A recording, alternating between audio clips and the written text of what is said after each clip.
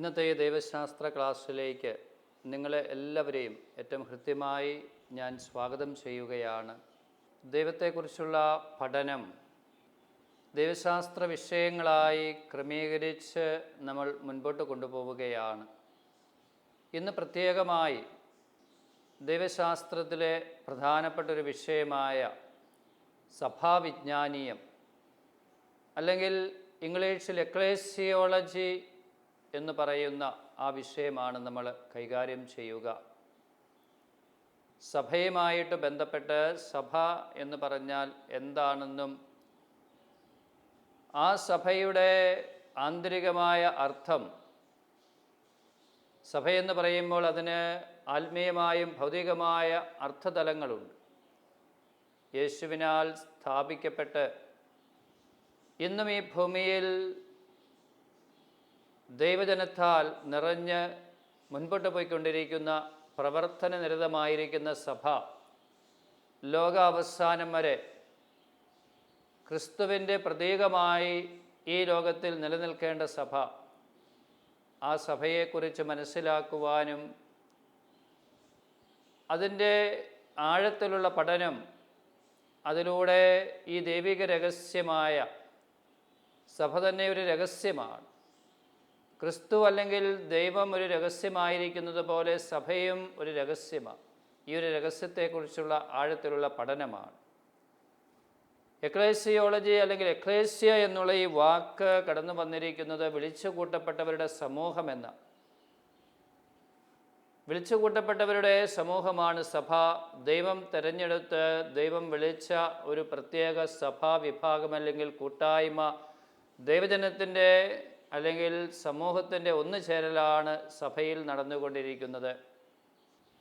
തീർച്ചയായും സഭയെക്കുറിച്ച് സഭാവിജ്ഞാനീയത്തിലെ പൗലോസിൻ്റെ വീക്ഷണങ്ങൾ അല്ലെങ്കിൽ സഭാഘടനയും കൂട്ടായ്മയും, രണ്ടാം വത്തിക്കാൻ കൗൺസിലിൻ്റെ സഭയെക്കുറിച്ചുള്ള പഠനങ്ങൾ, പഴയ നിയമത്തിൽ ഈ സഭയെക്കുറിച്ച് അല്ലെങ്കിൽ ദൈവജനത്തെക്കുറിച്ചുള്ള പഠനങ്ങൾ, പുതിയ നിയമത്തിൽ ഈശോ സഭയെക്കുറിച്ച് സുവിശേഷങ്ങളിൽ പറഞ്ഞിരിക്കുന്ന കാര്യങ്ങൾ, പ്രതീകാത്മകമായി അവതരിപ്പിച്ചിരിക്കുന്ന കാര്യങ്ങൾ, അതോടൊപ്പം വിശുദ്ധ പൗലോസിൻ്റെയും വിശുദ്ധ പത്രോസിൻ്റെയും ഒക്കെ സഭയെക്കുറിച്ചുള്ള വീക്ഷണങ്ങൾ, വെളിപാട് ഗ്രന്ഥത്തിൽ സഭയെ പ്രതീകാത്മകമായി സ്വർഗവുമായി താരതമ്യപ്പെടുത്തിക്കൊണ്ട് അവതരിപ്പിച്ചിട്ടുണ്ട്.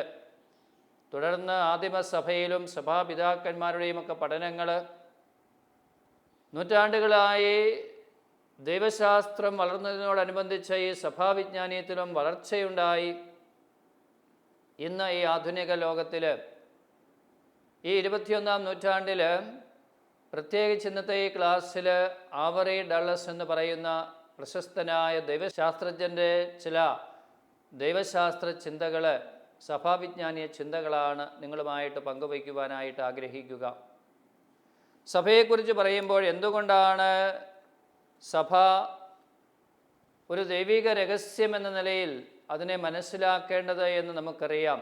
ദൈവത്താൽ സ്ഥാപിക്കപ്പെട്ട അല്ലെങ്കിൽ ക്രിസ്തുവിനാൽ സ്ഥാപിക്കപ്പെട്ട് 12 ശിഷ്യന്മാരാൽ ആരംഭിച്ച് ഇന്ന് ലോകമാസകലം വളർന്ന് വികസിച്ച് നിൽക്കുന്ന ഈ സഭ, അതിൻ്റെ ആന്തരികമായ അർത്ഥം, അതിനെ പൂർണ്ണമായും ഉൾക്കൊള്ളാൻ അതിന് ഭൗതികമായൊരു തലവും ഒരു ആത്മീയ തലവും ഒരു ദൈവികമായ തലവുമുണ്ട്. അപ്പോൾ ഇത് രണ്ടും ഒന്നിച്ചു പോകുന്നത്. ഇന്ന് ലോകത്തിൽ നമ്മൾ പല സംഘടനകളെയും പ്രസ്ഥാനങ്ങളെയും ഒക്കെ കാണുന്നുണ്ട്. അവയ്ക്ക് അവയുടേതായ ആത്മീയ തലം എന്ന് പറയുന്നതില്ല. എന്നാൽ ഭൗതികമായി ആ കൂട്ടായ്മ, ആ സംഘടനയുടെ പ്രത്യേകതകൾ ഒക്കെ നമുക്ക് കാണുവാനായിട്ട് സാധിക്കും. എന്നാൽ ഈ സഭയെക്കുറിച്ച് ചിന്തിക്കുമ്പോൾ ഇതിന് ഈ രണ്ട് വശങ്ങളുണ്ട്. ഈ രണ്ട് വശങ്ങളും ഒന്ന് ചേർന്ന് പോകണം. ഭൗതിക തലമുണ്ട്, അതോടൊപ്പം തന്നെ ആത്മീയ തലവും ഉണ്ട് എന്നുള്ളത് യാഥാർത്ഥ്യമാണ്. സഭയുടെ സ്വഭാവത്തെ സൂചിപ്പിക്കുന്ന അല്ലെങ്കിൽ ആദ്യകാലം മുതൽ സഭയിൽ പ്രതീകങ്ങളും പ്രതിച്ഛായകളും ഉപമകളുമൊക്കെ ഉപയോഗിച്ചിരുന്നു എന്ന് നമുക്ക് കാണാൻ സാധിക്കും. എന്നും പഴയ നിയമകാലഘട്ടത്തിൽ, പുതിയ നിയമകാലഘട്ടത്തിൽ, അപ്പസ്തോലന്മാരുടെ കാലത്ത് അല്ലെങ്കിൽ ആദിമസഭയിൽ ഇന്ന് വരെയും ഈ പ്രതിരൂപങ്ങളും പ്രതീകങ്ങളും ഒത്തിരിയേറെ ഉപയോഗിച്ചിട്ടുണ്ട്. അപ്പോൾ ഈ ഒരു രഹസ്യം, അത് ഒരു രഹസ്യമായതുകൊണ്ട് സഭയാകുന്ന രഹസ്യത്തെ വിവിധ ദിശകളിൽ നിന്ന് അനാവരണം ചെയ്യുവാനായിട്ട് ശ്രമിക്കുക. ഒറ്റയടിക്കത് മനസ്സിലാക്കാൻ, ഇത് മിസ്റ്ററിയാണ്, അതിനെ ഒറ്റയടിക്ക് ഒരു വാക്കിൽ അതിനെ നിർവചിക്കുവാനോ അതിൻ്റെ അർത്ഥം മനസ്സിലാക്കി തരുവാനോ നമുക്ക് സാധ്യമല്ല. അതുകൊണ്ടാണ് ഈ പ്രതീകങ്ങളും പ്രതിച്ഛായകളും പ്രതിരൂപങ്ങളുമൊക്കെ ഒത്തിരിയേറെ ഈ സഭയെക്കുറിച്ച് പറഞ്ഞിരിക്കുന്നത്. വീണ്ടും നമ്മൾ ചിന്തിക്കുമ്പോൾ ഈശോ തന്നെയും സഭയെക്കുറിച്ച് പഠിപ്പിക്കുവാൻ ഈശോയുടെ പഠനങ്ങളിൽ തന്നെ ഒത്തിരിയേറെ ഉപമകൾ, പ്രതീകങ്ങൾ ഉപയോഗിച്ചിരിക്കുന്നതായി സുവിശേഷങ്ങളിൽ നിന്നും നമുക്ക് വ്യക്തമായിട്ട് മനസ്സിലാക്കാൻ പറ്റും. കൂടാതെ അതിൻ്റെ തുടർച്ചയായി ആദിമസഭയിലേക്ക് വരുമ്പോൾ, സഭയുടെ ആദ്യ കാലഘട്ടങ്ങളിൽ സഭാപിതാക്കന്മാർ ഈ ദൈവശാസ്ത്ര വിഷയം പഠിപ്പിക്കാൻ ഉപമകളും പ്രതീകങ്ങളും ഉപയോഗിച്ചിരിക്കുന്നതായിട്ടും കാണാൻ പറ്റും. അപ്പോൾ ഈ ആവറി ഡളസ് എന്ന് പറയുന്ന ദൈവശാസ്ത്രജ്ഞൻ 20-ാം നൂറ്റാണ്ടിലെ പ്രശസ്തനായ സഭാവിജ്ഞാനീയത്തെക്കുറിച്ച് വളരെ വിശദമായി നമ്മളെ പഠിപ്പിച്ചിട്ടുള്ളൊരു വ്യക്തിയാണ്. അദ്ദേഹത്തിൻ്റെ 1974 അദ്ദേഹം പുറത്തിറക്കിയ മോഡൽസ് ഓഫ് ദ ചർച്ച് എന്ന് പറയുന്ന അദ്ദേഹത്തിൻ്റെ പുസ്തകത്തിൽ സഭയുടെ സ്വഭാവം വിവിധ മാതൃകകളിലൂടെ, മോഡലുകളിലൂടെ അദ്ദേഹം അവതരിപ്പിച്ചിട്ടുണ്ട്.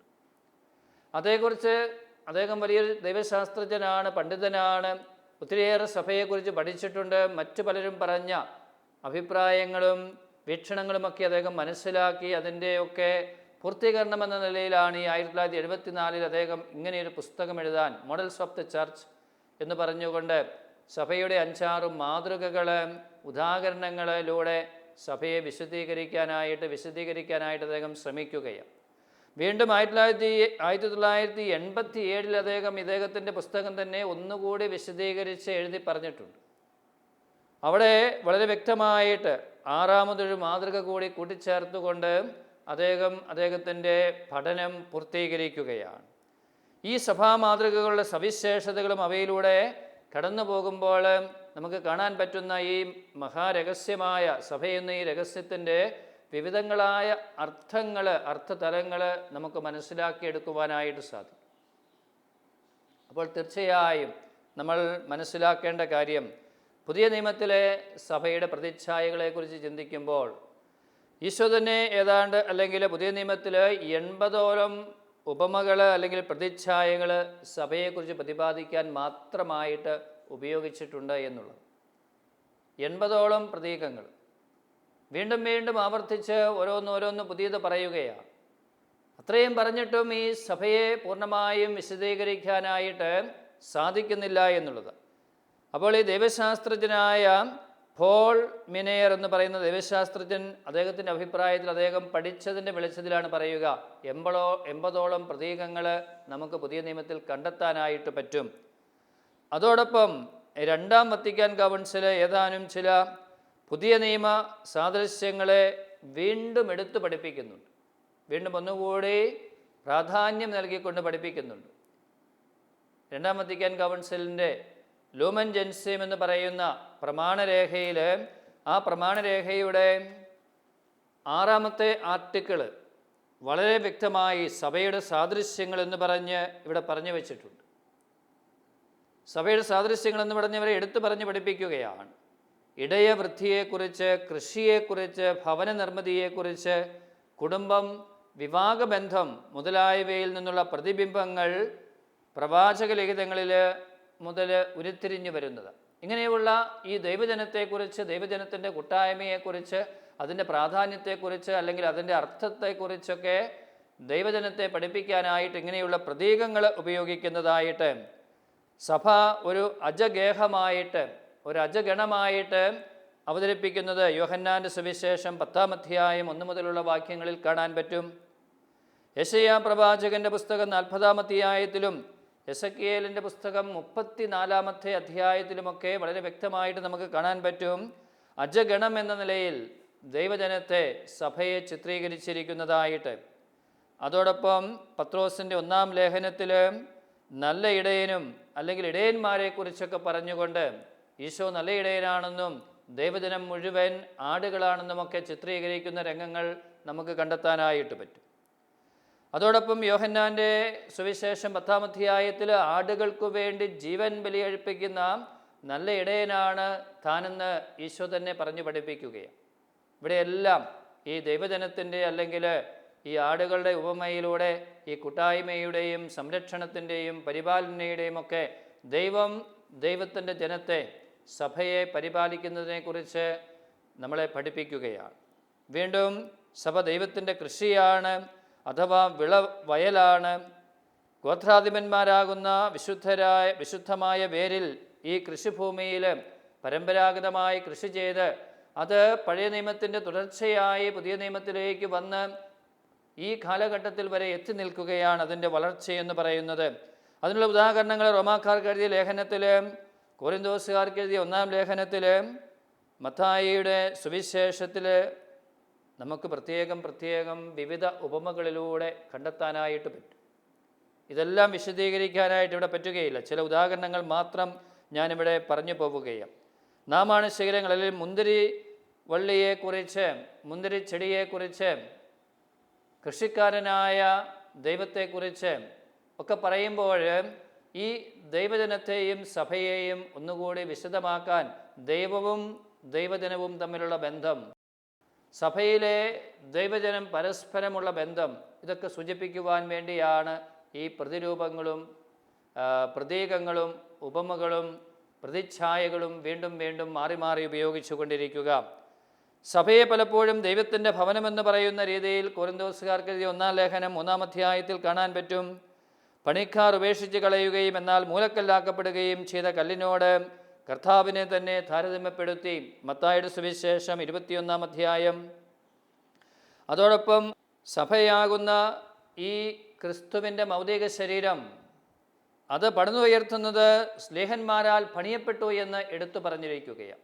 ഈ സഭയെ ക്രിസ്തുവിൻ്റെ മൗലിക ശരീരമാണ്, ക്രിസ്തു സ്ഥാപിച്ചതാണ്. പക്ഷേ ആദിമ ക്രൈസ്തവ സമൂഹത്തിൽ ഇതിനെ പണിതുയർത്തുന്നത്, ഇതിനെ മുൻപോട്ട് നയിക്കുന്നത്, അതിന് നേതൃത്വം കൊടുക്കുന്നത് അപ്പസ്തോലന്മാരും സ്ലേഹന്മാരുമാണെന്ന് ഇവിടെ എടുത്തു പറയുകയാണ്.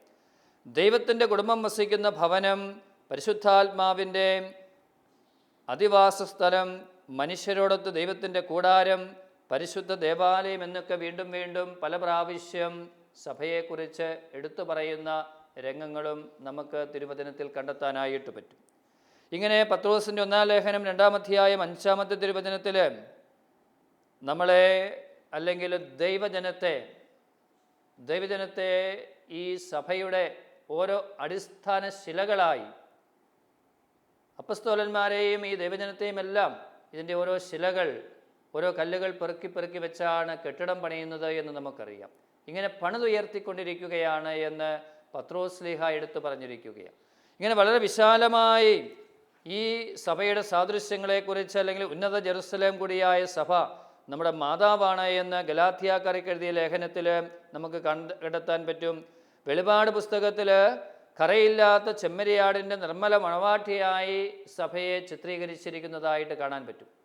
ഇങ്ങനെ ബൈബിളിൽ പഴയ നിയമത്തിലും പുതിയ നിയമത്തിലും എല്ലാം ഒത്തിരി പ്രാവശ്യം എടുത്തെടുത്ത് ഈ സഭയുടെ സാദൃശ്യങ്ങൾ വീണ്ടും വീണ്ടും പല മാറി മാറി വരുന്ന പ്രതീകങ്ങളിലൂടെ അവതരിപ്പിക്കുവാനായിട്ട് ശ്രമിക്കുകയാണ്. ഞാൻ പറഞ്ഞു, ഇതിൻ്റെ ഈ മഹാരഹസ്യത്തിൻ്റെ അല്ലെങ്കിൽ ആഴവും അർത്ഥവും മനസ്സിലാക്കാൻ വേണ്ടിയാണ് വീണ്ടും വീണ്ടും ഇത് തന്നെ പറയുന്നത്, പല ഉദാഹരണങ്ങളിലൂടെ പറയുന്നത്, അല്ലെങ്കിൽ പല പ്രതിരൂപങ്ങൾ അവതരിപ്പിക്കുന്നത് എന്ന് നമ്മൾ മനസ്സിലാക്കുക. നമുക്കറിയാം, ഈ 2-ാം വത്തിക്കാൻ കൗൺസിലിൻ്റെ പ്രമാണരേഖയിൽ സഭ ദൈവജനമാണെന്നുള്ള 2-ാം വത്തിക്കാൻ കൗൺസിലിൻ്റെ വലിയൊരാശയമുണ്ട്. ഇന്നൊത്തിരിയേറെ സ്വീകാര്യമായ, അല്ലെങ്കിൽ സഭയിലെ വിപ്ലവാത്മകമായ ഒരു ദൈവശാസ്ത്ര വിചിന്തനത്തിന്, നവീകരണത്തിന് ഇടവരുത്തിയ ഒരു ചിന്തയാണ് സഭ ദൈവജനമാണെന്നുള്ളത്. അതുവരെ ഉണ്ടായിരുന്ന ചിന്ത, മാർപ്പാപ്പ, മെത്രാന്മാർ, വൈദികർ, സന്യസ്തർ, അൽമായരെന്ന് പറയുന്ന ദൈവജനമെന്ന് പറയുന്നത് ഇതിൻ്റെ എല്ലാം താഴെ നിൽക്കുന്ന ഒരു ഘടകം എന്ന നിലയിൽ ചിത്രീകരിച്ചിരുന്നു. അതിൽ നിന്നും വലിയ മാറ്റമുണ്ടാക്കിയ സംഭവമാണ് 2-ാം വത്തിക്കാൻ കൗൺസിലിൻ്റെ സഭാവിജ്ഞാനീയ ചിന്ത തന്നെ. അതിലും എല്ലാം കൂട്ടിയോജിപ്പിച്ചുകൊണ്ടാണ് ആവറി ഡാളസ് എന്ന് പറയുന്ന ഈ ദൈവശാസ്ത്രത്തിൽ സഭാവിജ്ഞാനീയ കർത്താവ് ഈ മോഡലുകൾ, ഇമേജുകൾ അവതരിപ്പിച്ചിരിക്കുന്നത്. The models of the church എന്ന് പറയുന്ന അദ്ദേഹത്തിൻ്റെ പുസ്തകത്തിൽ അദ്ദേഹം അവതരിപ്പിച്ചിരിക്കുക ഈ പറയുന്ന കാര്യങ്ങൾ. അപ്പം അതിലുമധികമായി സഭയെ ഒരു അജഗണമായിട്ട് കാണുന്ന കാര്യങ്ങളൊക്കെ ഞാൻ പറഞ്ഞു. കൃഷിഭൂമിയാണെന്നും സഭ ദൈവഭവനമാകുന്നുവെന്നുമൊക്കെ, അല്ലെങ്കിൽ സഭ സ്വർഗീയ ഓർസലേമാകുന്നെന്ന് പറയുന്ന ഗലാത്യക്കാർക്ക് എഴുതിയ ലേഖനം 4-ാം അധ്യായം 26-ാം വാക്യവുമൊക്കെ വളരെ പ്രധാനപ്പെട്ടത്. ക്രിസ്തുവിൻ്റെ മൗതിക ശരീരമാകുന്നു എന്നുള്ളത് പൗലോസ് ശ്ലീഹായുടെ ഒരു ആശയമാണ്. സഭയെന്ന് പറഞ്ഞാൽ ക്രിസ്തുവിൻ്റെ മൗതിക ശരീരമാണ് എന്ന് അദ്ദേഹം അടിവരയിട്ട് പഠിപ്പിക്കുന്നുണ്ട്. അപ്പോൾ അദ്ദേഹത്തിൻ്റെ ഈ ശക്തമായ പ്രബോധനം കൊരിന്തോസുകാർക്ക് എഴുതിയ 1-ാം ലേഖനം 10-ാം അധ്യായം 17-ാം വാക്യത്തിൽ അതിനോട് ബന്ധപ്പെട്ട ഒരു കാര്യം 1943 പ്രസിദ്ധീകരിച്ച മിസ്റ്റിച്ചി കോർപ്പോറിസ് ക്രിസ്തി എന്ന് പറയുന്ന 12-ാം പിയൂസ് മാർപ്പാപ്പായുടെ ലേഖനത്തിലെ പ്രബോധനം ക്രിസ്തുവിൻ്റെ മൗതിക ശരീരം എന്നതിൻ്റെ ലത്തീൻ വാക്കാണ് മിസ്റ്റിച്ചി കോർപ്പോറിസ് ക്രിസ്തി, ക്രിസ്തുവിൻ്റെ മൗതിക ശരീരം. അത് പൗലോസ് ശ്ലീഹായുടെ ആശയത്തെ ഒന്നുകൂടി വിശദീകരിച്ചുകൊണ്ട് 12-ാം പിയൂസ് മാർപ്പാപ്പ ഒരു ചാക്രിക ലേഖനം തന്നെ എഴുതുകയാണ്. അപ്പം അതിൻ്റെ വിശദീകരണം അവിടെ സഭയും ക്രിസ്തുവും തമ്മിലുള്ള ബന്ധത്തെയും വിശ്വാസ സമൂഹം പരസ്പരമുള്ള ഗാഢമായ ബന്ധത്തെയും ശക്തമായ രീതിയിൽ അവതരിപ്പിച്ചിരിക്കുകയാണ്. അപ്പം ക്രിസ്തുവും സഭയും തമ്മിലുള്ള ബന്ധം അതെങ്ങനെയാണ്, എപ്രകാരമാണ്? സഭ ക്രിസ്തുവിന് എന്താണ്, അല്ലെങ്കിൽ ക്രിസ്തു സഭാംഗങ്ങൾക്ക് എന്താണ്? ഇവ തമ്മിലുള്ള ബന്ധം എങ്ങനെയാണ്, എപ്രകാരമാണ്? അതോടൊപ്പം സഭയിലെ അംഗങ്ങൾ പരസ്പരം എങ്ങനെ ബന്ധപ്പെട്ടിരിക്കുന്നു? ഇതൊരു മറ്റ് സംഘടനയിലെ പോലെ മെമ്പർഷിപ്പ് എടുത്ത് പ്രവർത്തിക്കുന്ന അല്ലെങ്കിൽ അംഗങ്ങളാകുന്ന ഒക്കെ രീതിയിലാണോ സഭയുടെ മുൻപോട്ടുള്ള പോക്ക്? എങ്ങനെയാണ് ഒരാൾ സഭയിൽ അംഗമാകുന്നത്, അല്ലെങ്കിൽ അതിൻ്റെ വളർച്ച എങ്ങനെയാണ്? സഭയിലെ അംഗങ്ങൾ തമ്മിൽ എപ്രകാരമുള്ള കൂട്ടായ്മയും ബന്ധവുമാണ് ഉണ്ടായിരിക്കേണ്ടത്? സഭയുടെ നാഥനും കർത്താവുമായ യേശുവിനോട്, ദൈവത്തോടുള്ള സഭാവിശ്വാസികളുടെ ബന്ധം എപ്രകാരമായിരിക്കണം? ഇതെല്ലാം ഈ ദൈവിക രഹസ്യത്തിൻ്റെ പിന്തുടർച്ചയായിട്ട് നമ്മൾ മനസ്സിലാക്കുന്ന കാര്യമാണ്. അപ്പോൾ സഭ ക്രിസ്തുവിൻ്റെ മൗതിക ശരീരം എന്നുള്ള ആശയം, ഈ ആശയങ്ങൾ നമുക്ക് ചൂണ്ടിക്കാണിച്ചു തരികയാണ്. പൗലോസ് ഉദ്ദേശിച്ച ഈ ബന്ധങ്ങൾ 12-ാം പിയൂസ് മാർപ്പാപ്പ ഒന്നുകൂടി വിശദമാക്കി തരികയാണ്. തുടർന്ന് നമ്മൾ കാണുക, പുതിയ നിയമത്തിൻ്റെ വെളിച്ചത്തിൽ സഭയിൽ നിലനിൽക്കുന്ന ശക്തമായ പ്രതിച്ഛായ ഈ രീതിയിലുള്ളതാണ്. പുതിയ നിയമവുമായിട്ട് ബന്ധപ്പെട്ട് നമ്മൾ ചിന്തിക്കുമ്പോൾ പഴയ നിയമത്തിൽ നിന്നും കുറച്ചുകൂടി അടുത്ത് ദൈവത്തെ അറിയുന്ന, ദൈവവുമായി ബന്ധപ്പെട്ട് നിൽക്കുന്ന ഒരു ദൈവജനത്തിൻ്റെ ചിത്രമാണ് നമുക്ക് കിട്ടുക. പരിശുദ്ധാത്മാവ് ഒരു ആലയത്തിൽ എന്ന പോലെ തിരുസഭയിലും വിശ്വാസികളുടെ ഹൃദയത്തിലും കുടികൊള്ളുന്നു. സഭ പരിശുദ്ധാത്മാവിൻ്റെ ആലയമാണ്.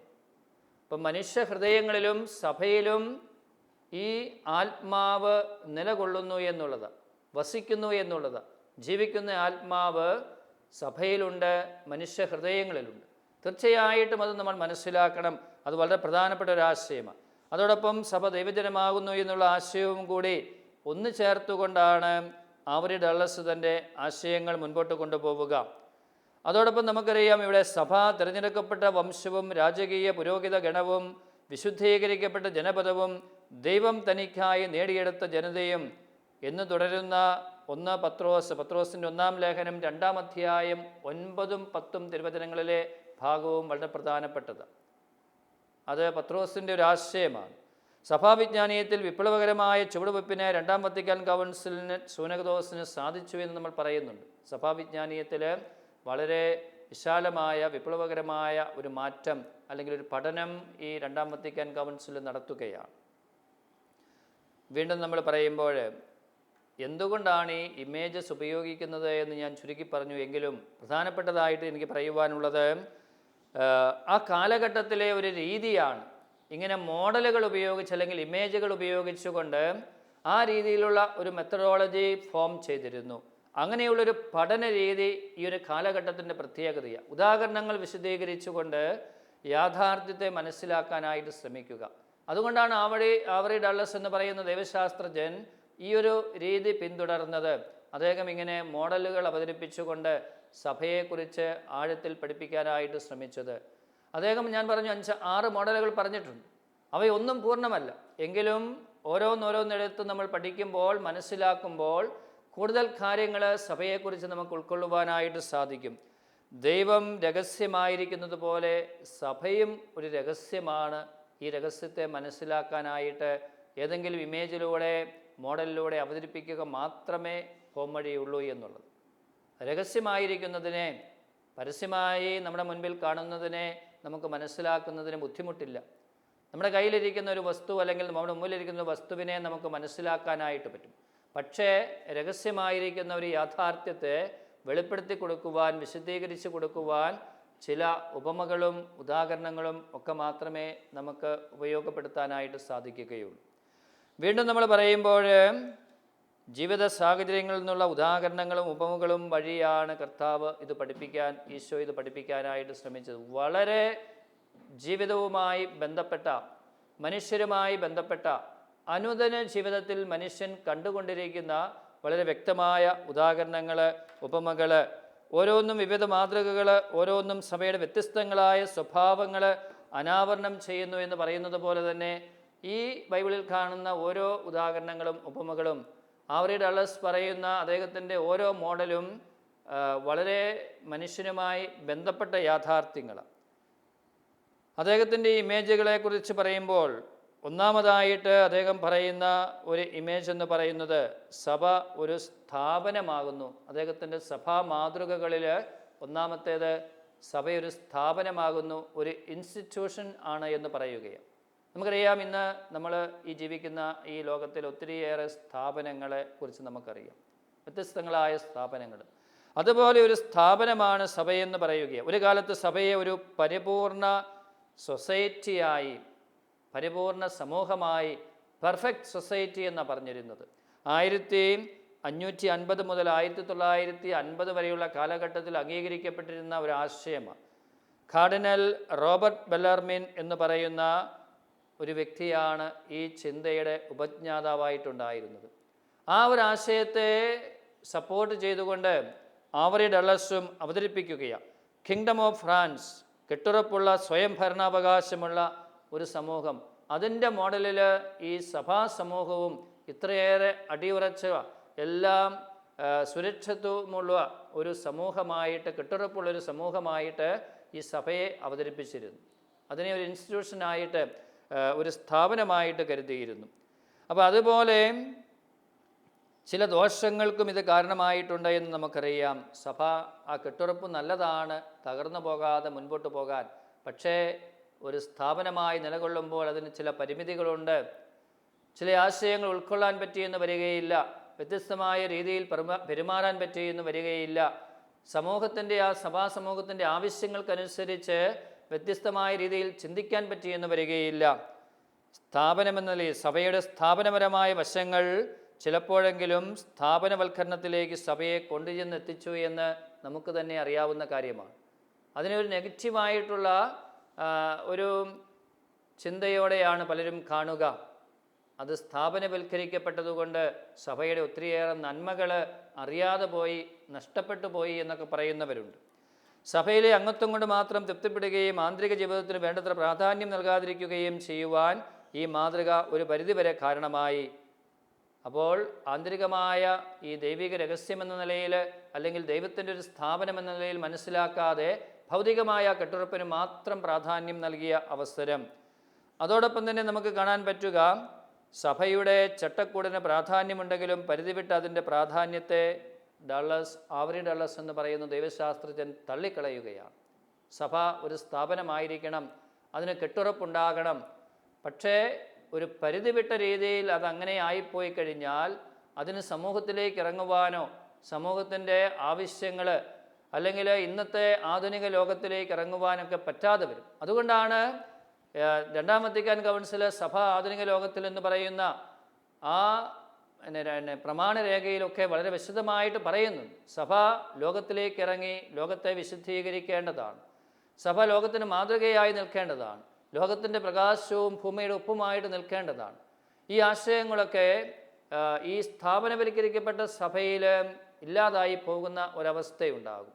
അപ്പോൾ കാർഡിനൽ റോബർട്ട് ബെല്ലർമിൻ എന്ന് പറയുന്ന ചിന്തകൻ്റെ ഈ ആശയം ആവറി ഡള്ളസ് എന്ന് പറയുന്ന ദൈവശാസ്ത്രജ്ഞൻ എടുത്ത് ഉപയോഗിക്കുന്നുണ്ടെങ്കിലും അതിനെ 100% അദ്ദേഹം അംഗീകരിക്കുകയല്ല. പക്ഷേ ഒരു കെട്ടുറപ്പും ചട്ടക്കൂടുമൊക്കെ സഭയ്ക്ക് ആവശ്യമാണ് എന്ന് ഈ ആവറി ഡള്ളസ് നമ്മളെ ഓർമ്മപ്പെടുത്തുകയാണ്. അപ്പോൾ സഭാവിജ്ഞാനീയത്തിലെ ചില ചിന്തകൾ നിങ്ങളുമായിട്ട് പങ്കുവയ്ക്കുകയായിരുന്നു. ഇതിലെ ആശയങ്ങൾ ഉൾക്കൊള്ളുവാൻ, സഭയെ കൂടുതൽ മനസ്സിലാക്കുവാൻ, ഈശോ പഠിപ്പിക്കുന്നതും പഴയ നിയമത്തിലെ ചിന്തകളും ദൈവശാസ്ത്രജ്ഞന്മാരുടെയും പണ്ഡിതരുടെയും സഭാപിതാക്കന്മാരുടെയും ഒക്കെ ചിന്തകൾ ഈ സഭാവിജ്ഞാനീയ ശാഖ ഒന്നുകൂടി വിശദമാക്കട്ടെ, അല്ലെങ്കിൽ നിങ്ങൾക്ക് ഓരോരുത്തർക്കും ഉപകാരപ്രദമായി തീരട്ടെ എന്ന് പ്രാർത്ഥിക്കുകയാണ്. പിതാവിൻ്റെയും പുത്രൻ്റെയും പരിശുദ്ധാത്മാവിൻ്റെയും നാമത്തിൽ ആമേൻ. കോഴ്സുകളെക്കുറിച്ചുള്ള വിശദ വിവരങ്ങൾക്ക് the director, alpha institute of theology and science, Sandeshabhavan, post box number 70, Thalassery 670101. Telephone 0490 2344 2343 707. Email alfits@gmail.com. Website www.alphathalassery.com. ഈ പ്രോഗ്രാമിനെക്കുറിച്ചുള്ള അഭിപ്രായങ്ങളും നിർദ്ദേശങ്ങളും ഞങ്ങളെ അറിയിക്കുക.